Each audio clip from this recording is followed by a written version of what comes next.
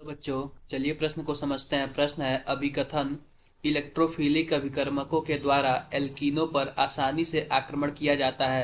कारण एल्केनों की तुलना में एल्कीन अस्थायी अणु होते हैं। विकल्प अ दिया हुआ है, ए और आर दोनों सत्य हैं और आर ए की सही व्याख्या है।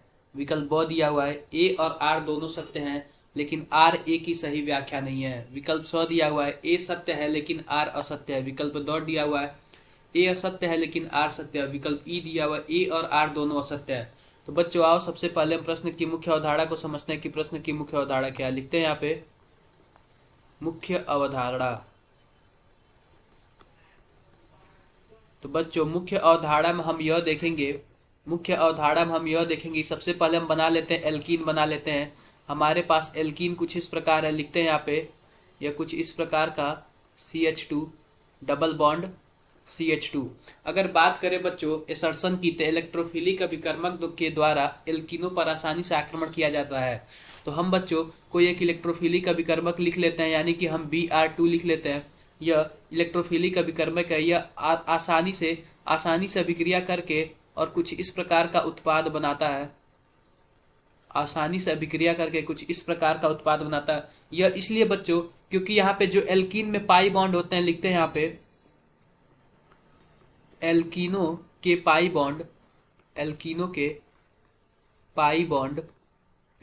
बॉन्ड कमजोर होते हैं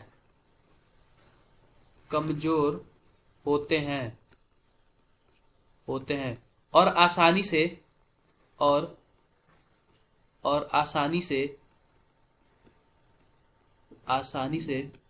इलेक्ट्रोफिलिक अभिकर्मक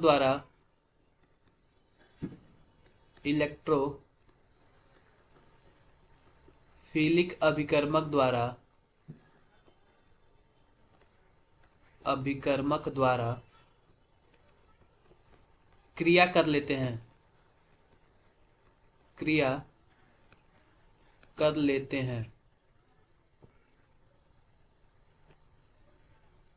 यहाँ पे बच्चे CH2 का क्रिया कर लेते हैं।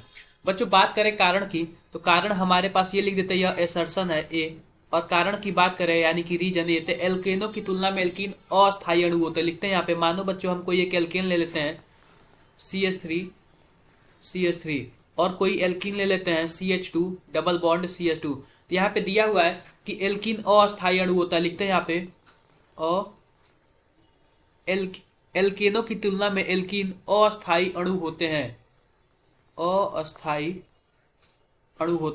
तो बच्चों बात करिए अस्थायी क्यों होता है, तो हम लिखते हैं यहाँ पे अगर हम किसी की अभिक्रिया कराते हैं, मान लेते हैं कि हम यहाँ पे Br2 की अभिक्रिया कराते हैं, इस पे Br2 की, तो बच्चों ये जो होता है ना एल्केन, यह अभिक्रिया नहीं करता Br2 से, लेकिन जो एल्कीन होता है वह Br2 से अभी हमने उपरोक्त देखा कुछ इस प्रकार अभिक्रिया करता है। CH2 सिंगल बॉन्ड CH2 और यहाँ पे Br, यहाँ पे भी Br हो जाता है।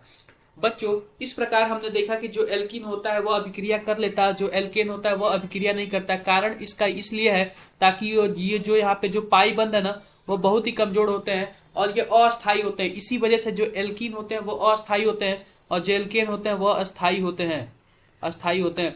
तो बच्चों जो यहाँ पे रीजन है, कारण है वो भी सत्य है और रीजन है वो भी सत्य है, लेकिन जो रीजन है वह जो यहाँ पे कारण है वह अभिकथन का सही व्याख्या नहीं है। इसलिए जो हमारा विकल्प ब होगा, विकल्प ब, ए और आर दोनों तो सत्य है लेकिन आर ए की सही व्याख्या नहीं है, यह सही होगा। तो बच्चों आशा करते हैं कि आपको मुख्य अवधारणा के आधार पर प्रश्न समझ आया होगा। धन्यवाद।